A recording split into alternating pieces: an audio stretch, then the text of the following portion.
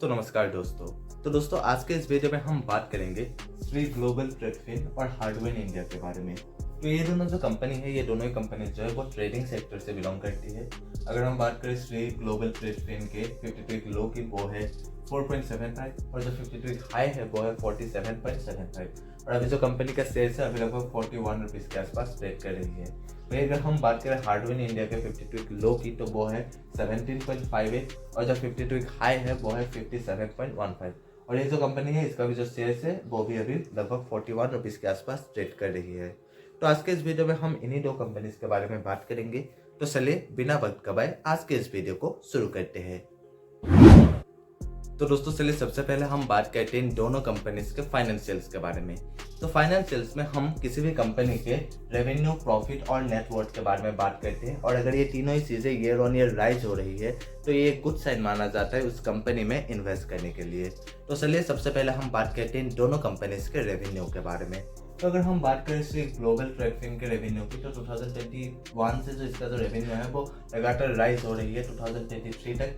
अगर हम बात करें 2022 की, तो वो है 207 करोड़ और 2023 में जो है वो है 397 करोड़।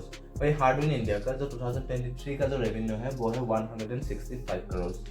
अगर हम बात करें प्रॉफिट की, तो श्री ग्लोबल ट्रेडफिन का जो 2022 का जो प्रॉफिट था वो है 155 करोड़ और 2023 में इसका जो प्रॉफिट है वो है 45 करोड़।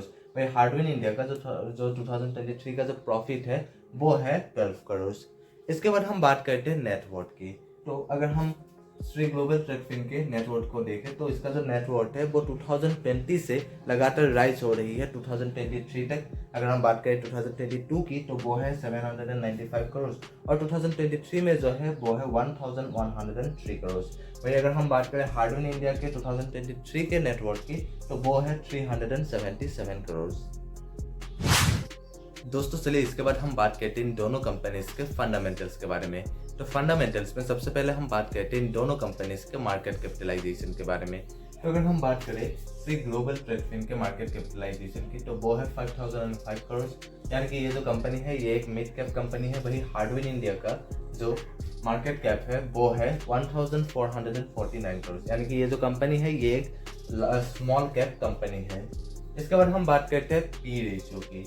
तो श्री ग्लोबल ट्रेडफिन का जो पी रेशियो है वो है 66.68 और हार्डवेयर इंडिया का जो है वो है 125.82। यानी कि हार्डवेयर इंडिया का जो पी रेशियो है वो श्री ग्लोबल ट्रेडफिन से बहुत ही ज़्यादा हाई है, जो कि बिल्कुल भी अच्छी बात नहीं मानी जाती है।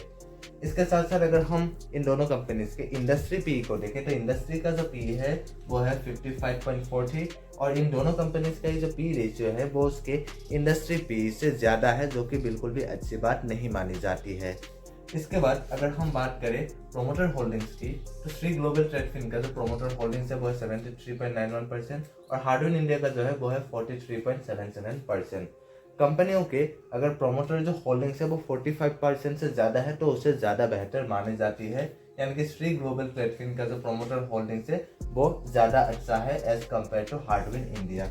इसके बाद अगर हम बात करें आरओई की, आरओई यानी कि रिटर्न ऑन इक्विटी, तो श्री ग्लोबल ट्रेडफिन का जो आरओई है वो है 5.18% और हार्डवेयर इंडिया का जो है वो है 4.66%। यानी कि इन दोनों कंपनीज का जो आरओई है वो इतने भी कुछ खास है नहीं। एक अच्छी कंपनी के लिए, यानी कि एक अच्छी ग्रोथ के लिए उस कंपनी का जो आरओई है वो कम से कम 15% का तो होना ही चाहिए, और अगर 20% से ज़्यादा है उसका आरओई और आरओसी तो उसे और भी ज़्यादा बेहतर माना जाता है। इसके बाद अगर हम बात करें पीबी रेशियो की, तो श्री ग्लोबल ट्रेडफिन का जो पीबी रेशियो वो है 3.48 और हार्डवेयर इंडिया का जो है वो है 3.89। यानी कि इन दोनों कंपनीज का जो पीबी रेशियो वो 2 से ज़्यादा है, जो कि बिल्कुल भी अच्छी बात नहीं मानी जाती है। इसके बाद अगर हम बात करें डी रेशियो की, तो श्री ग्लोबल ट्रेडफिन का जो डी रेशियो वो है 0.03 और हार्डवेयर इंडिया का जो है वो है 0.01। यानी कि इन दोनों कंपनीज का ही जो डी रेशियो यानी कि डेट टू इक्विटी रेशियो है वो 1 से कम है, जो कि अच्छी बात है।